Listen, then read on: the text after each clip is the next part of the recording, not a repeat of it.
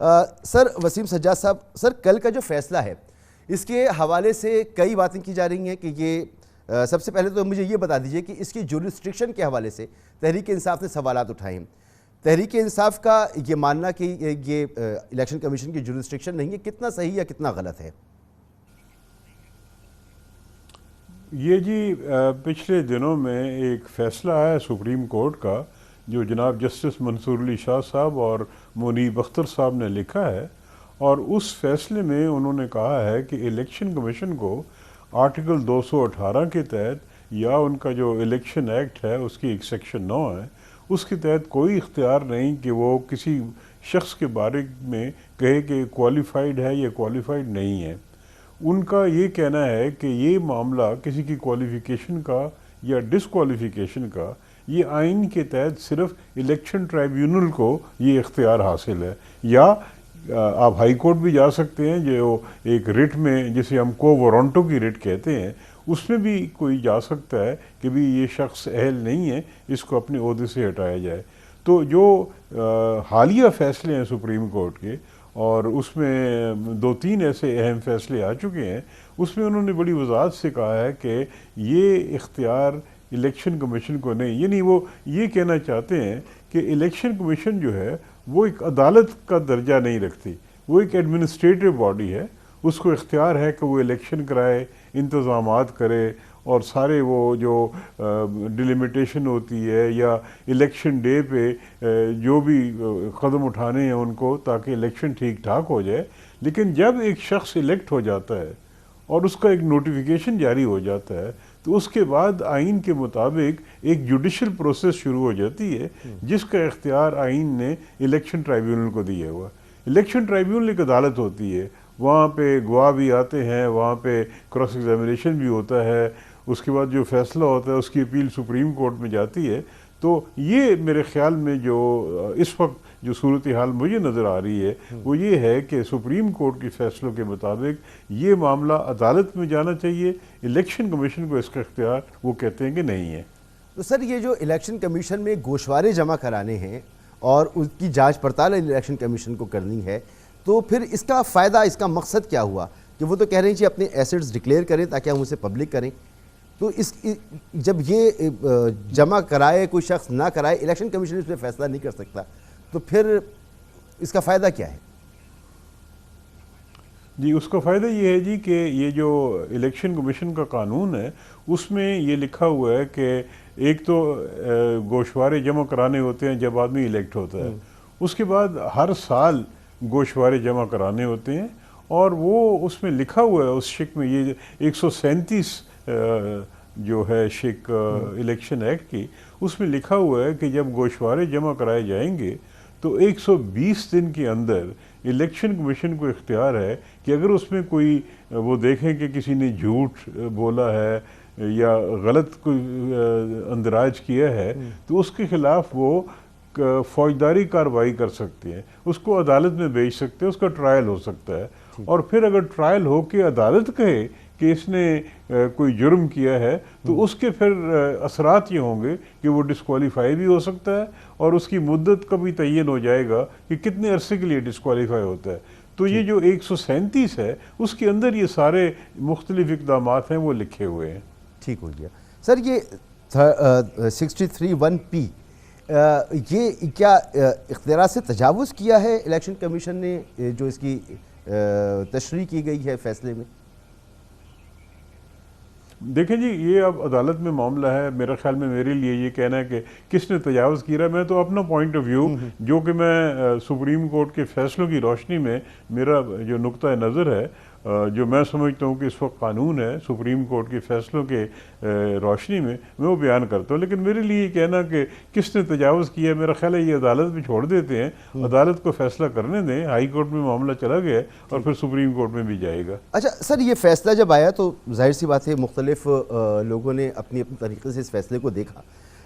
आपने इस फैसले को जो देखा है तो आपने क्या नतीजा अख्ज़ किया कि इसमें डिसक्वालिफिकेशन इमरान खान साहब की वो कितने अरसे की है, क्या है, आपका अपना इस पर तजदिया क्या है?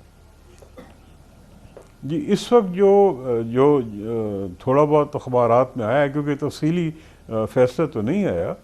इस वक्त जो चीज़ सामने आई है उसके मुताबिक तो यही लगता है कि वो मौजूदा सीट जो है उससे डिस्क्वालीफाई हो जाएंगे, लेकिन ताहयात नहीं होंगे, क्योंकि ताहयात करने के लिए एक दूसरी शिक है जिसको हम 62(1)F कहते हैं। ठीक। और वो है कि जी ये शख्स सादिक नहीं है, अमीन नहीं है, राइटियस नहीं है।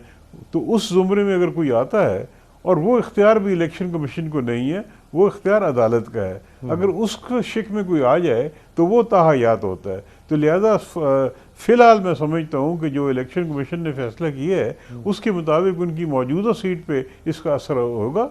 उसके बाद अगर ये मामला अदालत में जाता है, किसी फौजदारी की अदालत में जिस तरह के कहा गया है, तो और अदालत उनको सज़ा कर देती है, तो फिर उस पे सज़ा पे बुनियाद बनेगी कि कितने अरसे के लिए उनको डिस्क्वालीफाई किया जाता है। 5 साल तक हो सकता है, उससे कम भी हो सकता है। ठीक, तो ये कल का जो फैसला है इसमें आज़म नज़ीर तारड़ साहब कह रहे हैं कि ये क्योंकि कल ये फैसला सुनाया गया है तो कल की तारीख से लेकर अगले 5 साल तक इमरान खान जो हैं वो नाअहल होंगे। तो वज़ीर क़ानून का ये कहना कितना दुरुस्त होगा?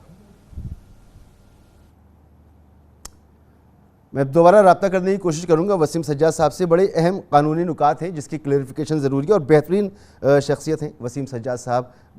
चोटी के माहिर आईन कानून हैं और सदर पाकिस्तान रह चुके हैं, चेयरमैन सेनेट का ओहदा आप संभाल चुके हैं। जमशेद इकबाल चीमा साहब, इस सूरत हाल में फोर्सी क्या कर रहे हैं अब आप लोगों का क्या लाहे अमल है? एक तो आप लोग चले गए इस्लामाबाद हाई कोर्ट में और एक ऐसे फैसले को आपने बुनियाद बनाया है जिस पर अभी साइन भी नहीं हुए, तो इतनी जल्दी किस बात की है, किस बात का खौफ है? अगर ये गलत फैसला है तो फिर किसी वक्त भी आप चले जाते। देखिए, इसमें यू कैन से कि हम वो बदकिस्मत लोग हैं जो कोशिश कर रहे हैं कि इस मुल्क में आइन और कानून की बात हो, लेकिन हमारे मुखालफिन आइन और कानून से उनका कोई तल्लक नहीं है।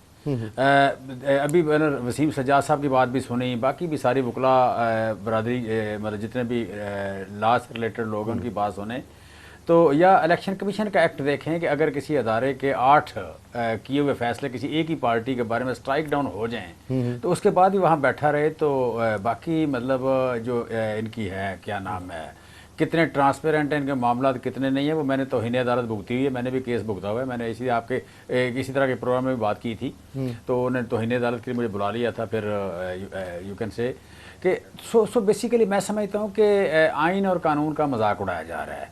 और फिर जो इस वक्त PDM की जो हुकूमत है या उनके सरपरस्त हैं, हैंडलर हैं। अच्छा, ऐसा करते हैं जमशेद इकबाल चीमा साहब, वसीम सज्जाद साहब लाइन पर मौजूद हैं, तो ये कानूनी मामला जो है पहले उनसे थोड़ा डिस्कस कर लें, फिर हम सियासी बहस की तरफ आते हैं।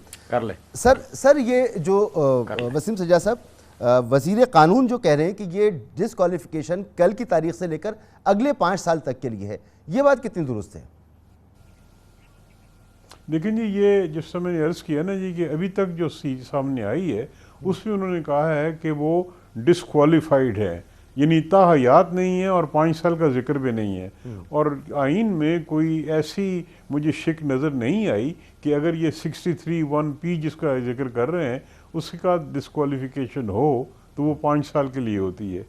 आइन ये कहता है और कानून ये कहता है कि अगर कोई शख्स जुर्म करे तो फिर वो जो जुर्म होगा वो एक अदालत फैसला करेगी और वो जब सज़ा हो जाएगी उस सज़ा की बुनियाद पे तयन किया जाएगा कि ये डिसक्वालिफिकेशन कितने अरसे के लिए है। 5 साल उसकी हद है, उससे कम भी हो सकती है। अगर उनको 62(1)F वो जो मैं आपको अर्ज़ कर रहा था, वो जो शिक है कि कुछ अमीन वाली और राइटियस वाली, उसके ज़ुमरे में कोई आता है तो वो ताहयात होता है। लेकिन वो यहाँ पे एक तो लागू नहीं की गई और दूसरा इलेक्शन कमीशन को इख्तियार भी नहीं, वो सिर्फ अदालत को इख्तियार होता है।